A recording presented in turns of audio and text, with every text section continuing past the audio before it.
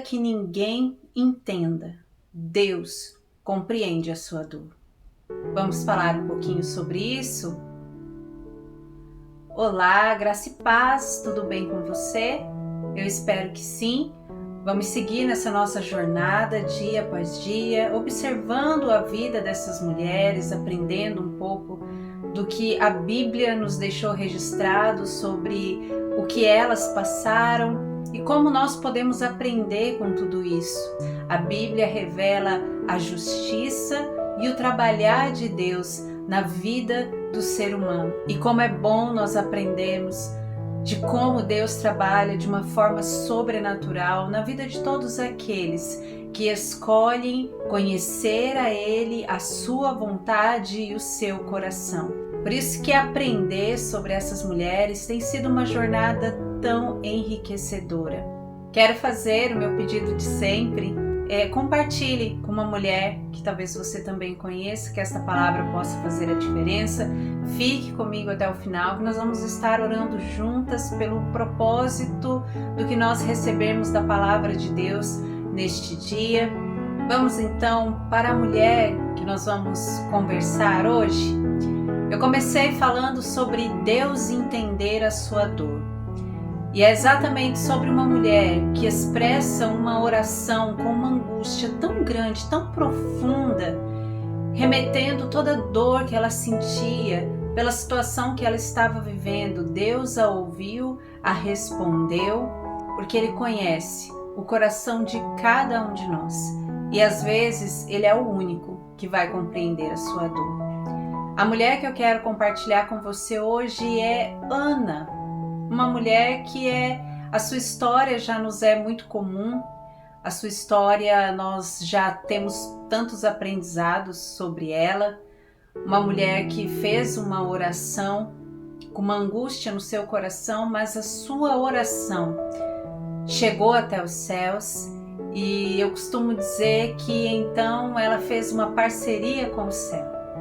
Deus lhe deu um filho e ela entregou a Deus um profeta, alguém que Deus poderia contar com ele para ser um profeta.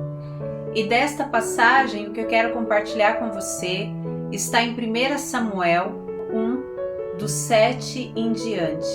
Diz assim: Assim fazia ele de ano em ano. Sempre que Ana subia à casa do Senhor, a outra a irritava, por isso chorava e não comia. Então Eucana, seu marido, lhe disse: Ana, por que choras? Por que não comes? Por que está mal o teu coração? Não te sou melhor do que 10 filhos? Então Ana se levantou, depois que comeram e beberam em Siló, e Eli, sacerdote, estava sentado numa cadeira junto a um pilar do templo. Ela, pois, com amargura de alma, orou ao Senhor e chorou abundantemente. E fez um voto, dizendo: Senhor dos exércitos, se benignamente atentares para a aflição da tua serva, e de mim te lembrares, e da tua serva não esqueceres, mas a tua serva deres um filho homem, ao Senhor o darei todos os dias da sua vida, e sobre a sua cabeça não passará navalha.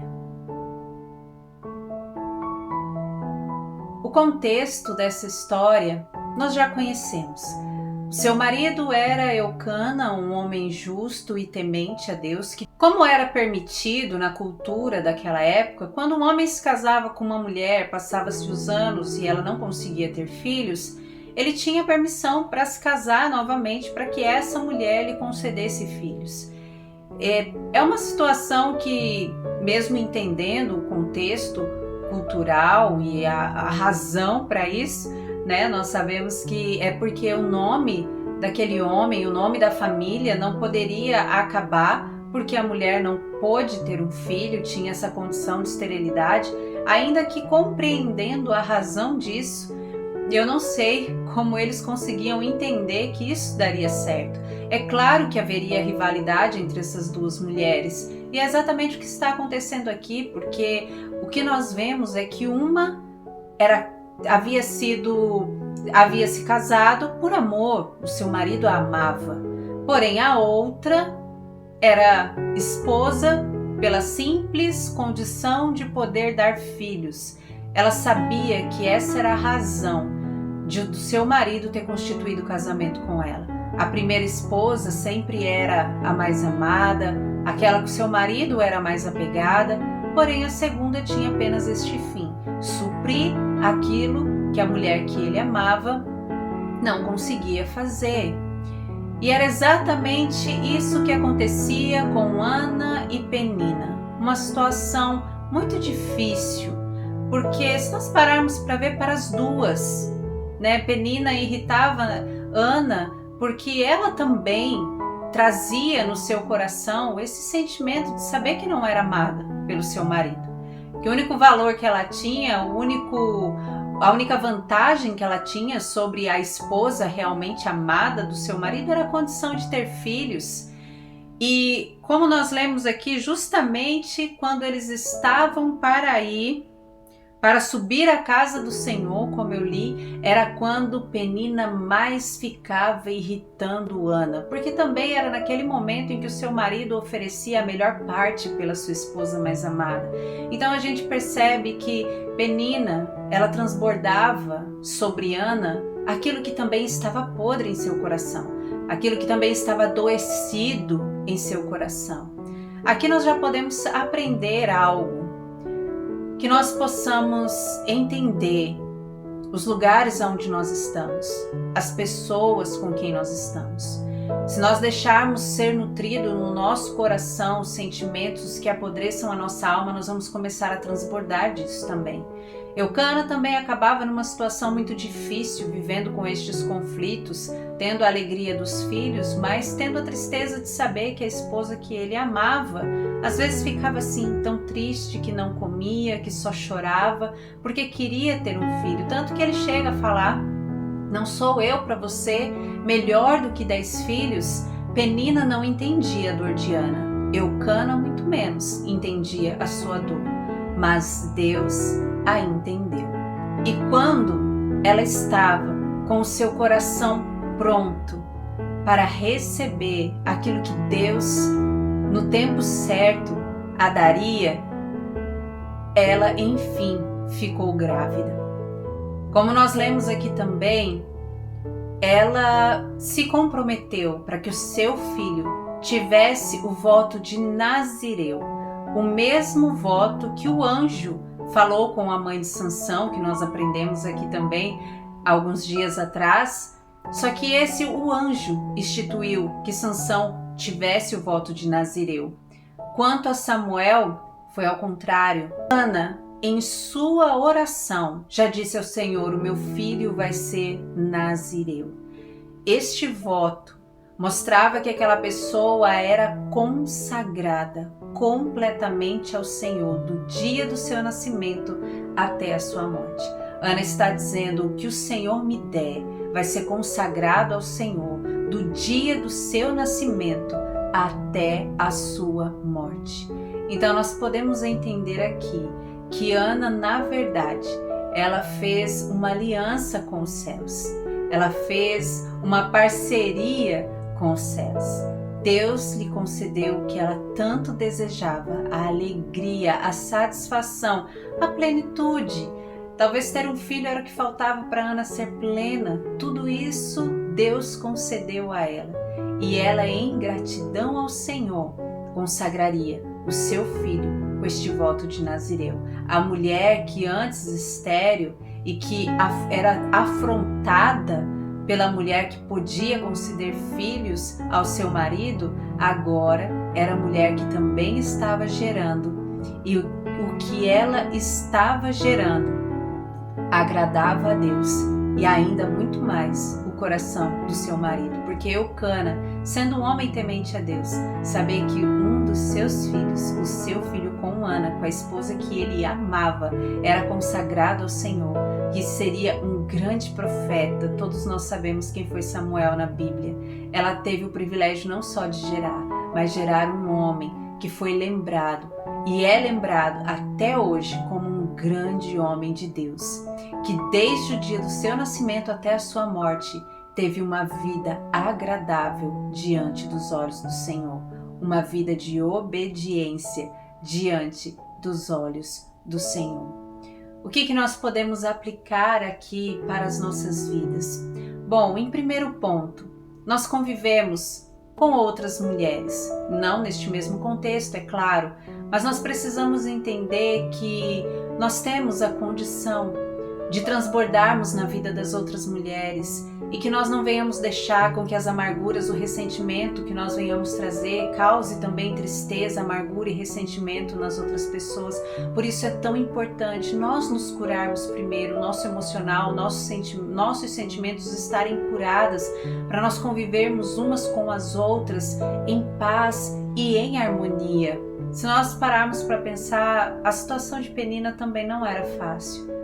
Talvez não era razão para ela fazer o que fazia, mas Deus usou até mesmo a afronta para que Ana tivesse o coração certo, recebesse a sua bênção e fosse uma mulher abençoada diante dos olhos de Deus e dos homens com aquilo que ela tanto sonhava. Para Ana ter vivido o que viveu, eu não acredito que depois de ter tido filhos, ela agia com Penina como Penina agia com ela. Então, por mais que algo nos causa uma dor muito grande, nós não precisamos usar as nossas dores para também ferir outras pessoas, mas levar as nossas dores para quem realmente pode resolver. Eucana não compreendia o tamanho da dor e do vazio do coração de Ana por não poder ter um filho. Penina usava a dor que ela sentia para se vangloriar sobre isso. Mas Ana se levantou e foi para o único lugar, diante da única pessoa que ela sabia, que conhecia sua dor e que podia resolver o seu problema. Você pode estar nesse momento, talvez enfrentando uma situação de uma dor tão grande no seu coração, algo que você esteja passando, que você também olhe ao seu redor, se sinta sozinha, porque as pessoas que estão à sua volta não compreendam a sua dor. O Senhor está te dizendo hoje, se levante. Se levante para ser esta mulher que eu quero curar a sua alma e o seu coração. Não somente te entregar a bênção, mas fazer com que o seu emocional seja curado e seus sentimentos sejam curados. Deus, Ele se importa com a nossa dor. Deus se importa sim com os anseios do nosso coração. Ele não tem problema em nos abençoar. Então que nós possamos nos levantar e ir adiante daquele que conhece a nossa dor e que pode resolver. Vamos orar sobre esse respeito? Coloque o seu coração diante do Senhor. Se você está sentindo alguma dor que ninguém compreende na sua alma, no seu coração, vá até diante do altar daquele que pode tocar o íntimo da sua alma e trazer respostas ao seu coração. Vamos orar nesse sentido? Senhor, nós apresentamos a nossa vida, os nossos anseios, as nossas necessidades diante do Senhor. Sabemos que Tu és este que opera com resposta a um coração sincero que se coloca diante de Ti. Por isso, com sinceridade, nós queremos buscar a Tua face dia após dia, entendermos que nós não precisamos fazer com que as nossas dores se tornem algo para que nós venhamos ferir quem está à nossa volta, mas que nós podemos ser esta mulher que entendeu que o melhor lugar para curar as suas emoções é diante do Senhor, melhor do que a bênção, melhor do que a resposta da oração. É como nós aprendemos com Ana, que ela se levantou daquele lugar, ela ainda não sabia que estava grávida, mas ela já se levantou daquele lugar, se sentindo melhor, ela comeu, ela voltou alegre antes mesmo de ter a certeza da bênção. Estar na Tua presença, buscar a Tua face, causa isso em nós, Senhor. Nós podemos ter a certeza que levantamos alegres, dispostas, com a certeza de que o Senhor nos tocou de alguma forma e nós não nos levantamos da mesma maneira em que nós nos apresentamos diante de Ti. As nossas dores podem nos trazer até o Teu altar, porque quando nós nos levantarmos diante do Teu altar, diante do Teu trono da graça, não seremos mais a mesma, mas a Tua presença nos alcança, nos enche de alegria e nos faz entendermos que o Teu toque é a melhor coisa que nós podemos sentir. Amém? O período da oração de Ana não foi apenas o momento onde Deus a ouviu, mas onde Deus tocou o seu coração, a sua ferida e a sua dor. Fique com esta palavra no seu coração. Amanhã nós vamos estar aqui de novo para aprendermos com mais uma mulher, continuando toda essa trajetória de aprendizado. E eu espero você até amanhã.